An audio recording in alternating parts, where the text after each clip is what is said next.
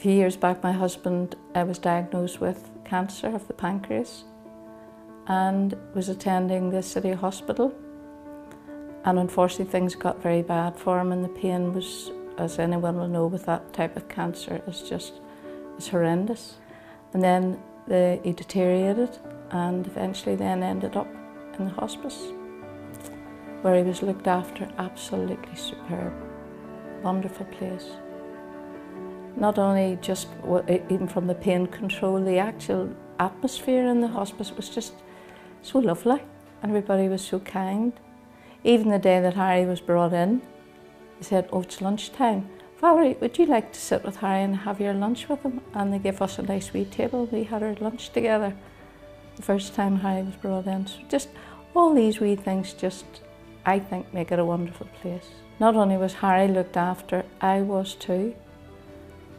He was brought in, his pain was under control, and he just seemed to feel safe.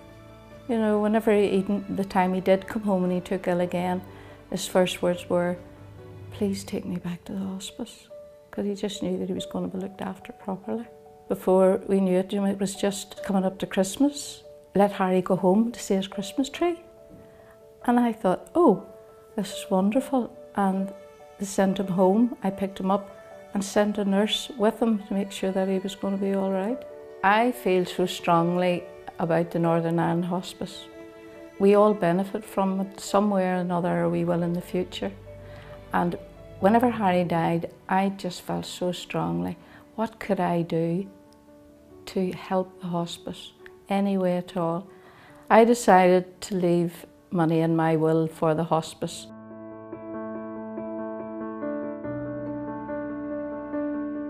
Gifts and wills are vitally important to the Northern Ireland Hospice.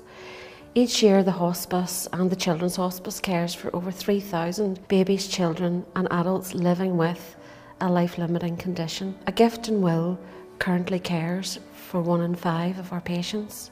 I know it can be very difficult to have conversations about the end of life, and it's something that we don't ordinarily talk about. But whenever you are planning for the future, I would encourage people to think about how they want to be cared for, where they want to be cared for, and how they want to be remembered. And gifts and wills help create your legacy. Giving a gift and a will to the hospice changes lives. There are so many people who need access to great hospice care, be it in their own home, be it in our hospices.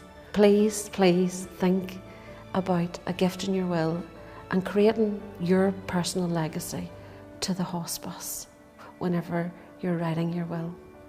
As a local charity, we provide vital hospice care to over 3,000 adults in our adult hospice and in the patients' homes across the province. With annual running costs of over £6 million, we rely heavily on gifts and wills. Many people support hospice during their lifetime, but not everyone considers the transformational impact of gifts and wills.